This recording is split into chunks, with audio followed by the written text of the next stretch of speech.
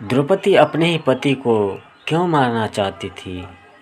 जी हाँ दोस्तों, सही सुना आपने। द्रौपदी पांचों पांडव को क्यों मारना चाहती थी? जी हाँ दोस्तों, आपने सही सुना। द्रौपदी पांचों पांडवों को क्यों मारना चाहती थी? जी हाँ दोस्तों, इस कथा को आप पहली बार सुन रहे हैं कि द्रौपदी पांडव को क्यों मारना चाहती थी। दोस्तों, जब अर्जुन मछली के आग को तीर से भेद कर द्रौपदी से विवाह कर लेकर आए थे, द्रौपदी यज्ञ कन्या थी। वह यज्ञ से पैदा हुई थी, उसका जन्म नहीं हुई थी। दोस्तों, द्रौपदी किसकी अवतार थी, हम वीडियो में आगे बताएंगे। दोस्तों, जैसा कि बताया जाता है, जब अर्जुन द्रौपदी को स्वयंवर से जीतकर द्रौपदी को अपने माता कुंती के पास लेके आए थे, जब पांडवों को 12 साल का वनवास था और 1 साल का अज्ञातवास था, इसीलिए ये लोग अपना पहचान छुपाकर रहा करते थे और भिक्षा मांगकर अपना गुजारा करते थे। जो भी भिक्षा मांगकर लेकर आते थे, अपने माता के पास रख देते और माता पांचों भाइयों में बराबर बांट देती थी। जब किसी कार्य में व्यस्त होती तो आपस में बराबर बांट लेने के लिए आज्ञा देती थी। जब अर्जुन द्रौपदी को स्वयंवर से जीत कर लेकर आए और माता कुंती को बोले कि माता देखो, आज मैं क्या लेकर आया हूँ, तो माता कुंती घर के किसी कार्य में व्यस्त थी और बोली जो भी लाया है आपस में बांट लो। माता कुंती सोची कुछ भिक्षा मांगकर लेकर आया होगा। जब अर्जुन बोला कि हे माता देखो मैं आज क्या लेकर आया हूँ, तो माता कुंती बोली जो भी लाया है उससे आपस में पांचों भाई बांट लो। तो अर्जुन बोला हे माता एक बार देख तो लो कि मैं क्या लाया हूँ। तो इस पर माता कुंती बोलती है देखना क्या है, जो भी लाया है उसे पांचों पांडव आपस में बांट लो, ये मेरा आदेश है। लेकिन माता कुंती को क्या पता था कि मेरे मुख से क्या निकल गया। जब थोड़ी देर बाद देखी तो बड़ा ही विचलित हुई और बोली ये मैं क्या बोल दी। कुंती ने बोली युधिष्ठिर धर्मराज से पुत्र अब तुम ही इसका समाधान करो, जिससे मेरा वचन झूठा भी ना हो और द्रौपदी का कुछ भी अनिष्ट न हो। काफ़ी सोचने के बाद इसका कोई हल ना निकाल पाए तो श्री कृष्ण भी पर आ गए। भगवान श्री कृष्ण बोले पंचाली अब 5 पतियों की पत्नी बनकर रहेगी, लेकिन उसके कुछ नियम होंगे। जब वह किसी के पत्नी बनेगी 1 साल तक उसी के पत्नी रहेगी और बाकी 4 पांडव उसके रिश्ते में जो लगेगी ज्येष्ठ या देवर बनकर रहेगी। जब 1 साल के बाद फिर दूसरे पांडव के पत्नी बनेगी तो फिर से वह 1 साल तक बाकी 4 पांडवों का ज्येष्ठ या देवर बनकर रहेगी।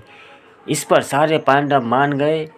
अब द्रौपदी के महल में कोई पांडव है या नहीं पता करने के लिए उन्होंने एक नियम बनाए। जो पांडव द्रौपदी के महल में जाएगा उससे पहले अपनी खराम महल के बाहर उतार कर जाना होगा, ताकि दूसरे पांडव को पता चले कि द्रौपदी के महल में कोई है और पांडव पहले से या नहीं।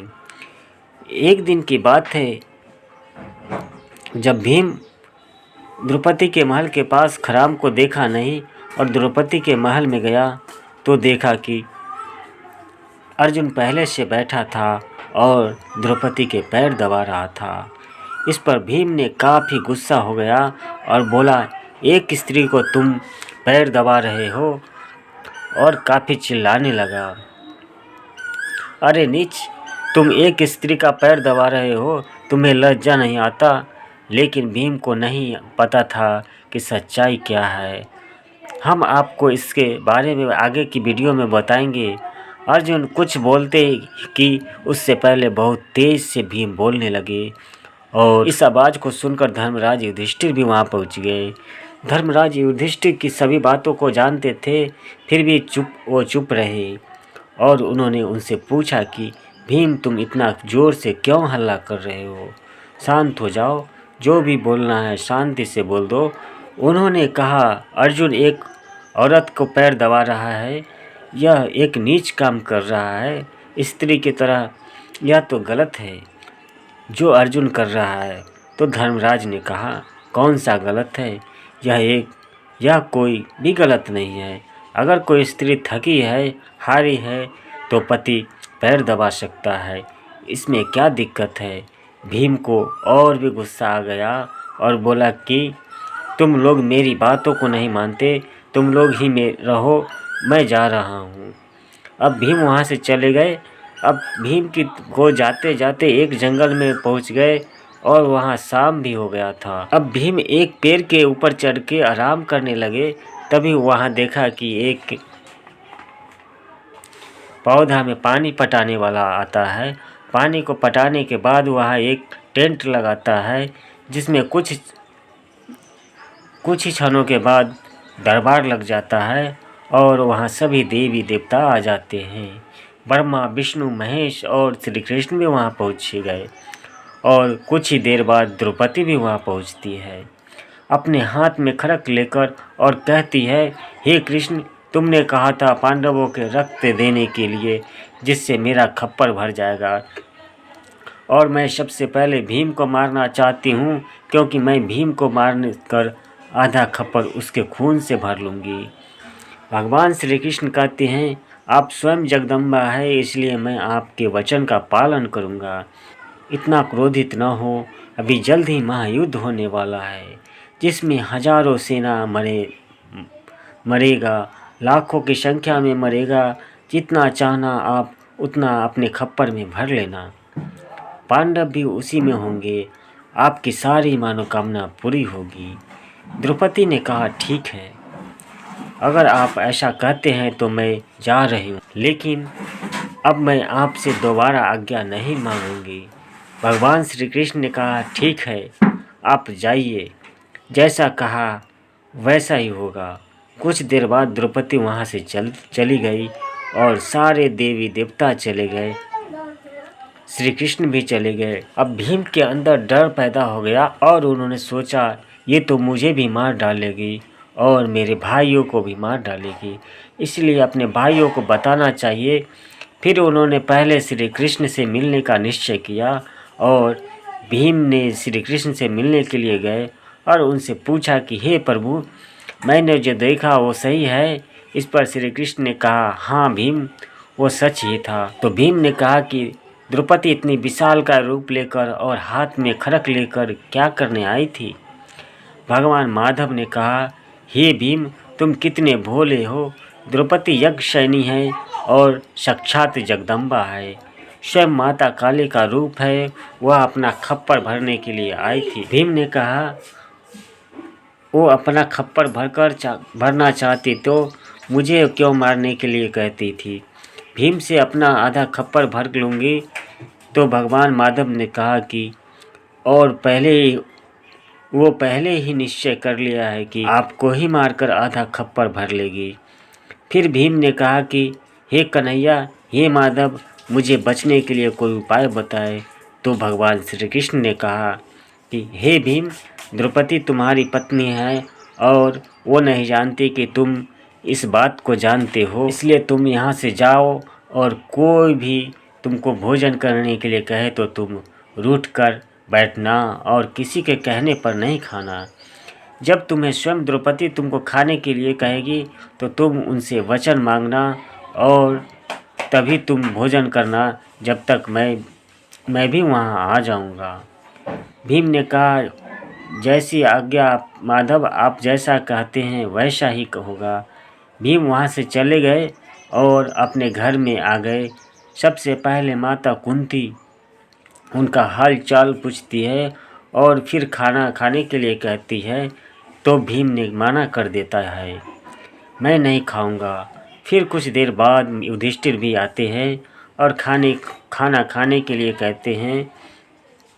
भीम उन्हें भी मना कर देते हैं। इसी तरह से अर्जुन, नकुल और सहदेव भी आते हैं, लेकिन सभी को मना कर देते हैं। फिर अंत में द्रौपदी वहाँ सज धज कर पहुँचती है और बोलती है, क्यों रूठे हैं, भोजन कर लीजिए। भीम ने कहा, मैं उससे पहले आपसे वचन लेना चाहता हूँ कि मैं जो मांगूंगा वो आप देगी। द्रौपदी ने सोची कि भगवान सूर्यदेव का दिया हुआ मेरे पास पात्र है और भीम तो है जो भोजन के लिए कुछ भी कर देता है। इतना खाने वाला व्यक्ति है और क्या मांगेगा, कोई स्वादिष्ट भोजन मांगेगा, कोई व्यंजन मांगेगा तो बना कर दे दूँगी। मेरे पास तो अक्षय पात्र है, वहाँ पर जो भी बनाऊंगी तुरंत बन जाएगा। लेकिन द्रौपदी ने ध्यान नहीं दिया कि भीम क्या मांगना चाहता है। भीम ने कहा, हे देवी, मैं आपसे हाथ जोड़कर विनती करता हूँ कि आप मुझे वचन दीजिए। तो इस पर द्रौपदी अपना वचन देती है और भीम फिर कहता है कि हे देवी, आप मेरे 5 भाइयों को अपना आप जीवन दान दीजिए और आप उन्हें ना मारिए। उस समय वचन का लाज रखती थी, चाहे वो दुश्मन के घर का ही क्यों ना हो या फिर स्वयं के घर के ही क्यों ना हो। इसलिए माता ने कहा, ठीक है, मैं तुम्हें नहीं मारूंगी, मैं तुम्हें नहीं मारूंगी, तुम अमर हो गए, जाओ दोस्त, तुम अमर हो गए, जाओ। दोस्तों इसी तरह से उनको छोड़ दिया और श्री कृष्ण वहाँ पहुँच गए और बोले, हे बहन, तुम पांडवों को अभयदान दे दीजिए। तो पांडवों को अभयदान मिल गया। दोस्तों कुछ दिनों बाद एक विशाल का युद्ध हुआ। उस विशाल का युद्ध में हजारों की संख्या में सेना मरने लगी। एक दिन स्वयं धर्मराज युधिष्ठिर भगवान श्री कृष्ण से पूछते हैं कि हे माधव, हम लोग इतना युद्ध करते हैं, इतना रक्तपात होता है, इतनी सारी शरीरें नष्ट होती है, न जाने कितने जानवर और सैनिक मारे जाते हैं और अगले दिन इनका रक्त और शरीरें कहाँ गायब हो जाता है। भगवान ने कहा, आप देखना चाहते हैं या फिर कथा के रूप में सुनना चाहते हैं? तो धर्मराज ने बोले, मैं तो देखना चाहता हूँ। तो प्रभु ने कहा, ठीक है, आप इस झाड़ी के पीछे छुप जाइए और आप रात्रि के समय देख लीजिए और अगर तुम्हें कोई मारने के लिए दौड़े तो तुम उसके पैरों में लिपट जाना, तुम उससे अपने प्राणों की भीख मांग लेना, वो तुम्हें छोड़ देगा। तो धर्मराज ने बोला, ठीक है। अब धर्मराज ने अपने पालतू कुत्तों के साथ चल दिए और उस समय कुरुक्षेत्र में जाकर पहुँचे और झाड़ी के पीछे छुप गए। अब द्रौपदी यहाँ से पहुँचती है और अपना खप्पर भरती है और लाशों को एक तरफ गायब कर देती है। इसके बाद जब इस तरह से देखा धर्मराज, तब तक कुत्ता बाहर अचानक निकल जाता है। द्रौपदी देखती है कुत्ता यहाँ क्या कर रहा है, इसका मतलब यहाँ कोई पुरुष छुपा हुआ है। द्रौपदी दौड़ती है अपना खप्पर लेकर। उसी समय स्वयं धर्मराज उपस्थित होकर जाते हैं और पैरों में गिर पड़ते हैं कि हे देवी, मुझे क्षमा करे।